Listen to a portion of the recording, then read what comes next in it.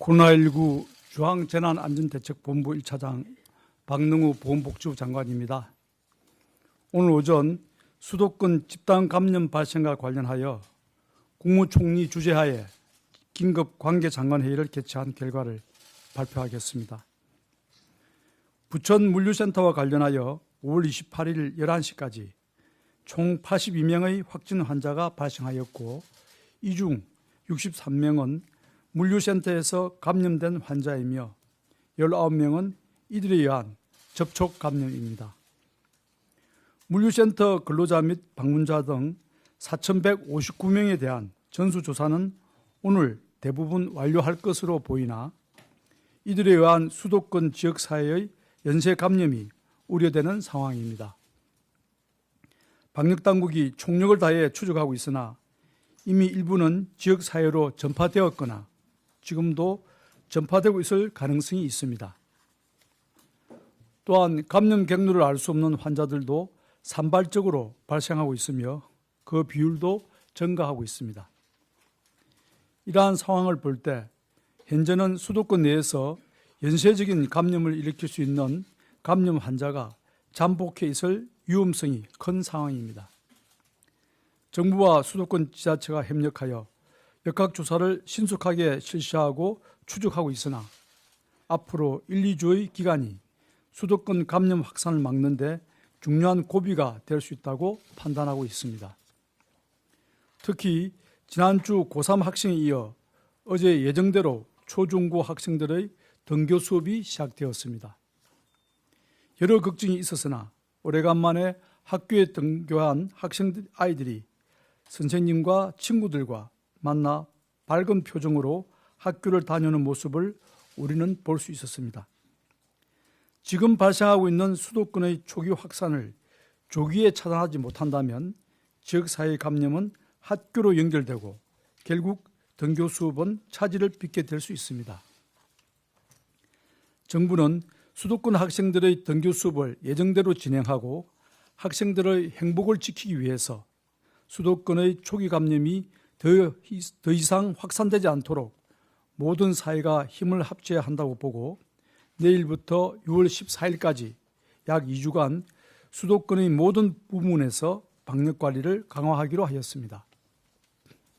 우선 공공부문의 경우 수도권 지역의 모든 공공다중이용시설의 운영을 6월 14일까지 중단하겠습니다. 연수원, 미술관, 박물관, 공원, 국공립극장 등 모든 다중이용시설의 운영을 한시적으로 중단합니다. 수도권 내 정부와 지자체 또는 공공기관이 주관하는 행사도 불효불급한 경우가 아니면 취소하거나 연기하겠습니다.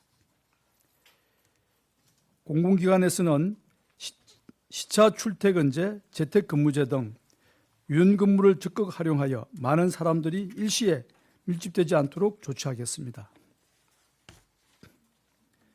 이와 함께 수도권 유흥시설의 경우 6월 14일까지 운영을 자제하고 운영을 할 경우 방역수칙을 철저히 준수하도록 행정조치를 취할 것입니다.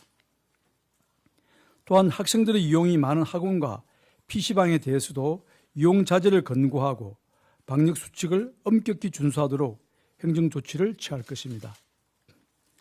수도권 지자체에서 내린 유흥시설에 대한 집합금지 조치도 정부의 행정조치에 따라 연장될 수 있습니다. 수도권의 주민 여러분께도 협조를 당부드립니다.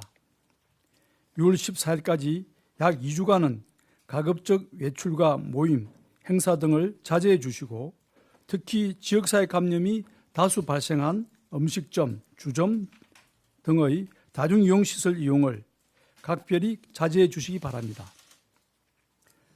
언제든 코로나19가 감염될 수 있다고 생각하시고 마스크 착용, 손 씻기와 거리 두기 등 생활 속의 방역수칙을 철저히 지켜주시기 바랍니다.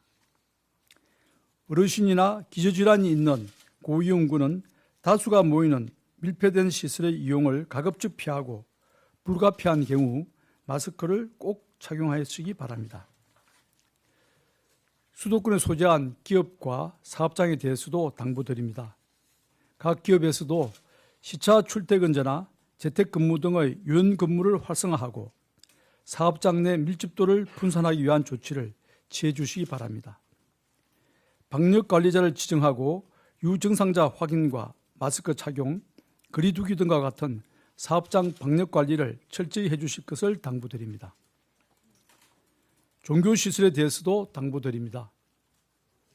그동안 적극적으로 방역관리에 협조해 주신 점에 대해 감사드리며 앞으로 2주간도 좌석 한 칸 띄우기나 유증상자 사전 체크와 같은 방역수칙 준수를 부탁드립니다. 특히 소규모의 대면 접촉 모임에서 여러 건의 집단 감염 사례가 발생한 만큼 가급적 2주간은 이러한 모임을 자제해 주실 것을 요청드립니다.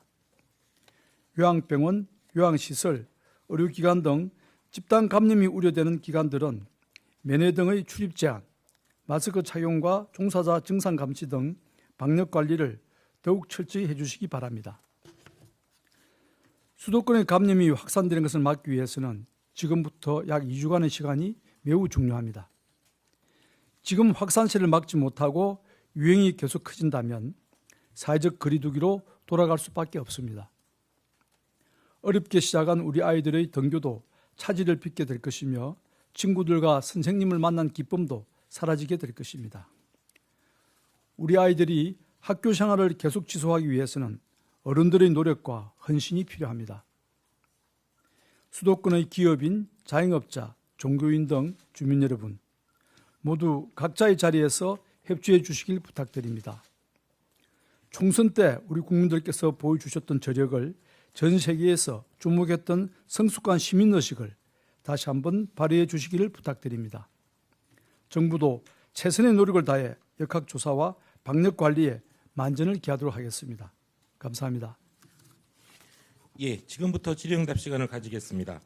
구체적인 통계 등에 대한 문의는 언론 대응팀으로 주시면 최대한 빨리 답변드리도록 하겠습니다.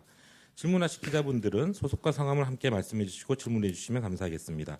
먼저 세종에 계신 기자님들의 질문을 받고 이후 오송, 서울 순으로 연결하도록 하겠습니다. 세종에서 질문하실 기자분들 손들어 주시기 바랍니다. 세 분 계십니다. 먼저 연합부터. 네, 연합뉴스입니다.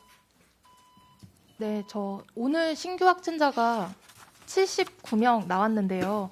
지금 수도권에서만 이렇게 조처를 한다는 건 현재 생활 속 거리두기, 생활 방역 체제에서 어느 정도 감당할 수 있는 수준이라고 보신 건지 그 판단 부탁드리고요. 만약에 확진자가 더 늘어나거나 혹여는 세 자릿수까지 되게 되면 어떤 조처 계획하고 계신지 부탁드립니다. 네, 오늘 발표된 대책은 수도권에 한정된 이야기입니다. 앞서 간단히 보고 말씀을 드렸듯이 현재 발생하고 있는 신규 확진자들은 80% 이상이 지금 수도권에서 발생을 하고 있습니다.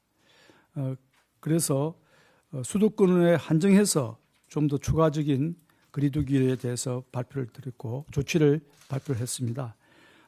그러나 우리가 지금까지 설정해왔던 거리두기를 3단계로 나눈다면 가장 낮은 단계가 생활 속의 거리두기이고 그리고 조금 중간 단계가 사회적 거리두기이고 그 위의 단계가 3단계에 해당되는 것은 강화된 사회적 거리두기입니다.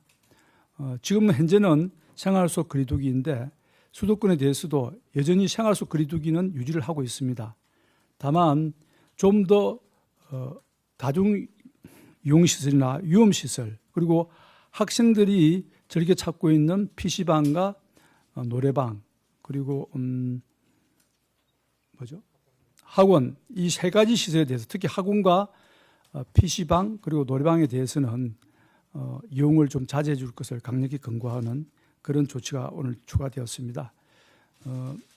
다시 말씀드리면 현재 우리가 취하고 있는 정부주 취하고 있는 생활 속 거리두기는 여전히 유지를 하면서 수도권에 한해서 좀 더 다중 이용 시설들을 이용을 자제해 줄 것을 권고하는 그런 사항입니다. 만약 이 상황이 지금 질문하신 것 중에서 좀 더 상황이 악화되어서 더 많은 신규 확진자 발생한다거나 감염이 전파될 경우에 그때는 부득이하게 사회적 거리두기로 다시 환원할 수도 있습니다만은 저희들은 그런 상황이 오지 않도록 최선을 다해서 방역에 힘쓰도록 하겠습니다.